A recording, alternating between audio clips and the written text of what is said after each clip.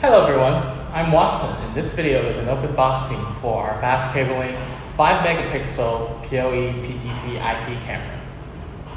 This is the package you will receive once we have purchased it, and now let's take a look at what's inside, and I'll just walk you guys through everything and we'll talk about how to install it to our network.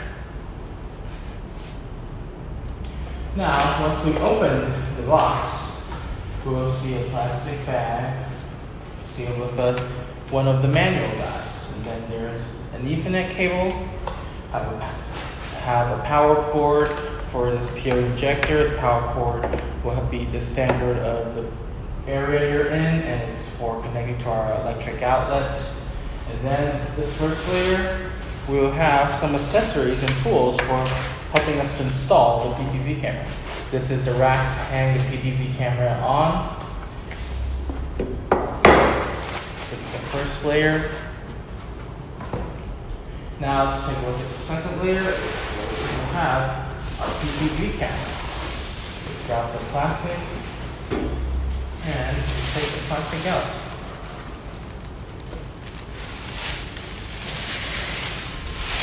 This is how it looks once you have taken the plastic. You can see we can easily rotate it, tilt it to check its function, its mobility. It's a very basic, easy check at the beginning. And let's lay it down here first.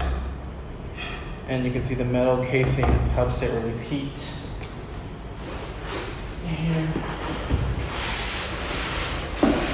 Here is just another foam to set the camera. So now, once we have placed it here for our first calibration, check if the camera is working properly or not. And yeah, so basically everything what we have in the box will be useful. This is for a waterproof gland to let the connecting spots be waterproof if we're going to leave this camera outdoor. This is one of the tools to help us install and screw the bolts to each place tightly. The PoE injector helps us provide power and transmit PoE signals to the IP camera. And the Ethernet cable, of course, helps us transmit the PoE signal as well. And the manual is for us to read, and this is for us to install this on the wall, and then the camera will hang upside down like this with our rack. So that's basically what we get in the camera. Now let's check to see if the camera can get online. So first of all, we have a monitor and an NVR right here. So an NVR doesn't provide PoE signals, so we're going to need this injector, of course. And then we're going to need Ethernet cables to connect the injector with the NVR, and then an Ethernet cable to connect the PoE IP camera to our injector. First, we're going to need a 220 volts to power up the PoE injector.